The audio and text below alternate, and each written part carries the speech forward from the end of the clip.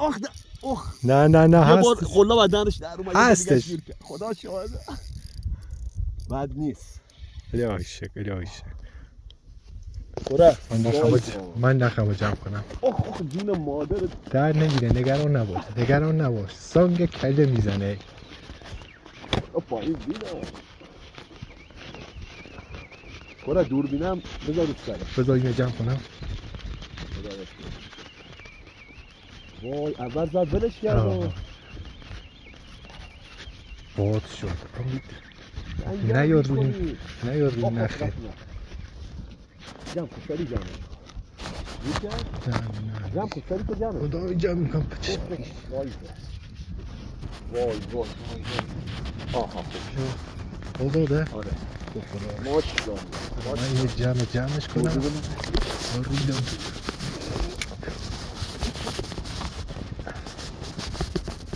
تو با گوش کنید دیگه اینو گرفتیم. بکنم سنگه اصلا تو آق شیر بود کجا بود؟ خدایا یه روز عالی سنگری شیر بوته ای جون جونم شیر ماشاءالله. امروز چندم آقا قدرت؟ امروز 2/7/1404. این سایز چندمه؟ این سومی سایزه. آو باریکلا ماشاءالله خوردهش باتونم تو فقط چوب باید بگیری. خب این نه خیلی زاری.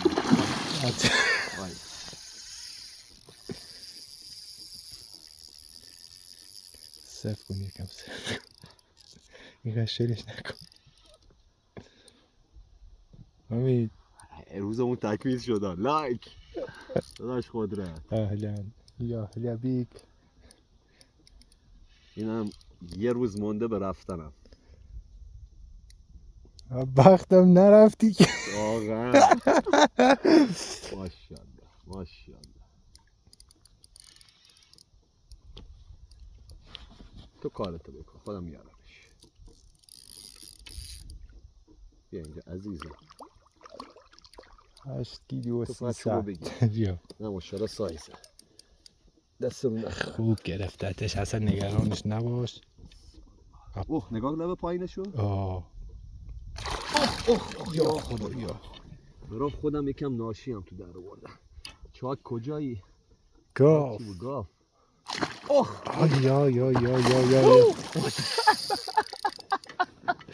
یا اما فرار کنی حالمو کردم خدا وکیل. ما تو رو می آوردیم فرار کنی حال خودمو کردم. فقط سر چوبت حواست باشه. هست جونم کجایی؟ فیبر جا نداره.